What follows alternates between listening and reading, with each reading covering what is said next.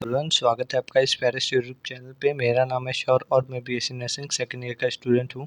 तो पिछले हम लोगों ने कुछ दिनों पहले एक वीडियो बनाया था जिसमें मैंने आईएनसी की गाइडलाइन बताई थी 7th और 8th सेमेस्टर का, जो 6, 7, 8th सेमेस्टर का जो बैक वाला सिस्टम है उसके अकॉर्डिंग, ठीक है। तो आज के मैंने बोला भी था कि कुछ दिनों बाद मतलब अटल बिहारी वाजपेयी की तरफ से जो मेडिकल यूनिवर्सिटी है हम लोग का, उससे पक्का ये आएगा ही आएगा, रूल आएगा। तो वो रूल आ गया है कि जो लोग का बैक लगेगा 5th 4th ये सब किसी भी सेमेस्टर में, तो कैसे-कैसे वो लोग आगे प्रोसीड करेंगे, क्या प्रोसेस रहेगा। तो इसके रिगार्डिंग तो चलिए देखते हैं और क्या कैसे करना है। अगर आपने पुराना वो वाला वीडियो देखा होगा तो आप रिलेट कर पाओगे। चलिए देखते हैं हम, ठीक है।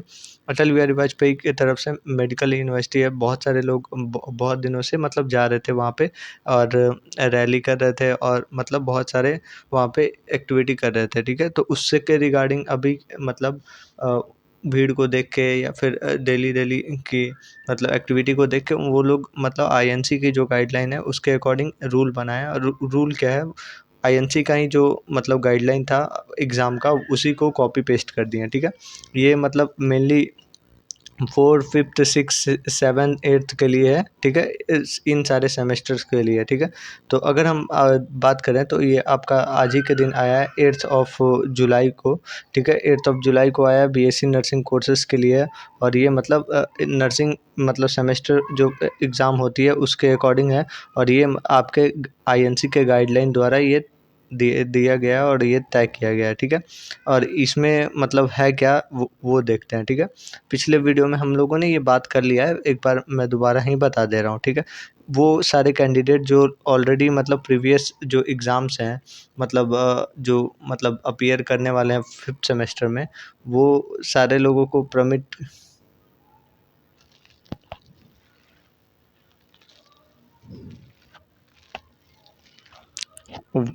the candidate should clear all the candidate should clear all the previous exam before appearing in 5th semester, ठीक है। ठीक है, 5th सेमेस्टर में।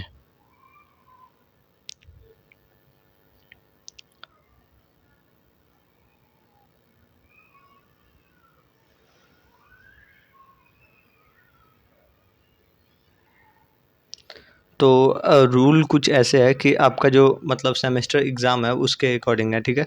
कैंडिडेट जो है, अगर जो कैंडिडेट है क्लियर करता है सारे के सारे एग्ज़ाम्स मतलब 5th सेमेस्टर के पहले, जैसे 1, 2, 3 और 4, ये चारों सेमेस्टर अगर क्लियर हैं, ठीक है, तो वो 5वें सेमेस्टर के लिए अपीयर हो सकता है, ठीक है।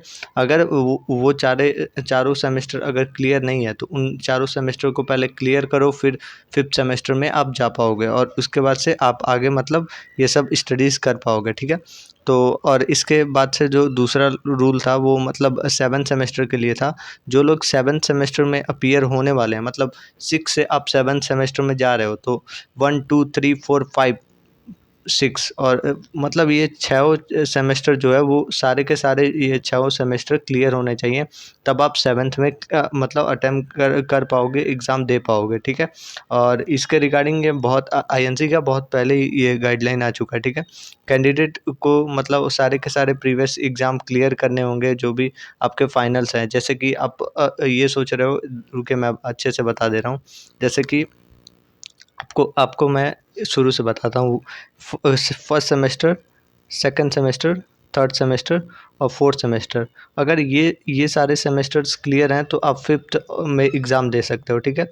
अगर आपका 5th, 6 और ये मतलब सारे के सारे, सॉरी,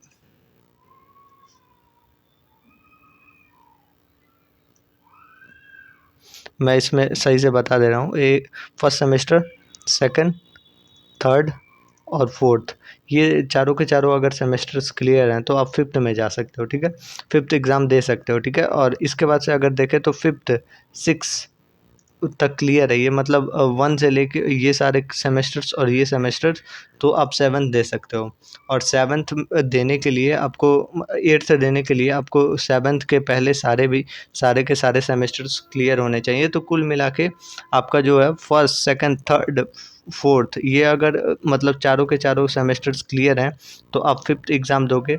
जो कि मतलब आपका 5th सेमेस्टर का एग्ज़ाम अभी 14 को होने वाला है, उसके रिगार्डिंग है। और अगर आपका मतलब अगर आपका 5th सेमेस्टर हो गया है, 6th सेमेस्टर अगर उसमें फ़ेल हो तो आप 7th सेमेस्टर नहीं दे पाओगे, ठीक है? क्योंकि ये मतलब पहले आपका प्रीवियस जो सेमेस्टर्स है वो क्लियर होना चाहिए, ठीक है?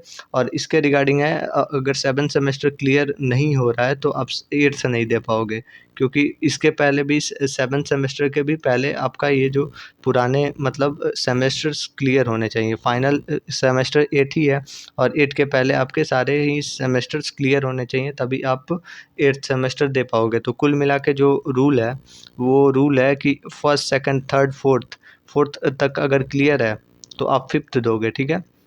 4th तक आपका क्लियर है तो आप 5th दे सकते हो। अगर आपका मतलब 5 और 6 क्लियर है, तो आप 7th दे सकते हो। अगर आपका 7th तक क्लियर है तो आप 8th दे सकते हो। तो ऐसे ये रूल बना है, ठीक है?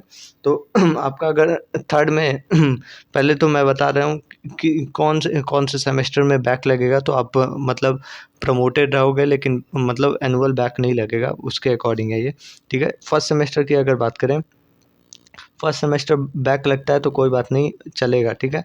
सेकंड सेमेस्टर में बैक लगेगा तो आप अगले साल मतलब जूनियर्स के साथ क्लियर कर सकते हो। थर्ड सेमेस्टर में बैक लगेगा तो इसका मतलब ये भी क्लियर कर सकते हो। फोर्थ सेमेस्टर में बैक लगेगा तो आपको बैठना पड़ेगा, ठीक है, क्योंकि आपका जो फिफ्थ सेमेस्टर है इसके जस्ट बाद पड़ता है और इसमें आपको प्रीवियस सारे ही सेमेस्टर्स क्लियर होने चाहिए, तभी आप आगे बढ़ पाओगे, ठीक है। थर्ड वाला है तो अब ये इवन नंबर है तो आप जूनियर्स के साथ दे के आपका आगे हो जाएगा, फोर्थ भी दे पाओगे और थर्ड भी दे लोगे। और इसका मतलब ऑलमोस्ट दोनों का सेम ही डेट पे पड़ता है, फिफ्थ और थर्ड का, तो आप ऐसे दे सकते हो, ठीक है। लेकिन ये अगर फोर्थ में बैक लगा तो फिफ्थ नहीं दे सकते हो, क्योंकि इन दोनों में मतलब बस 6 महीने का गैप होता है, ठीक है। अगर हम आगे बात करें तो फिफ्थ सेमेस्टर में आपका बैक लगता है और या फिर सिक्स सेमेस्टर में बैक लगता है, ठीक है। बहुत सारे लोगों का अभी सिक्स में बैक था तो वो लोग मतलब कमेंट कर रहे थे। तो अगर इस इन दोनों में बैक लगता है तो सेवन्थ नहीं आप दे पाओगे। बहुत सारे मेरे भी कॉलेजेस में 7-8 लोग का बैक लगा है तो वो लोग नहीं दे पाएँगे, ठीक है।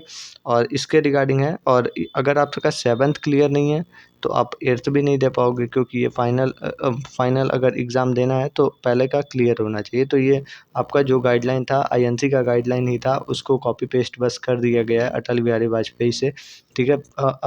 मुझे अगर वो वाला पेज मिलेगा तो मैं आपको पिन कर दूँगा, आप वो जाके देख लो और उसके रिगार्डिंग ये है, ठीक है। और आप लोग ऐसे परेशान ना हो, क्योंकि आपका जो एग्ज़ाम है जुलाई वो चल रहा है, बहुत मतलब क्रूशियल टाइम है फिफ्थ सेमेस्टर के लिए, तो जल्दी-जल्दी एग्ज़ाम दे लो। वैसे तो बैक पेपर होता ही रहेगा, सेमेस्टर बैक लगेगा तो क्या ही हो गया।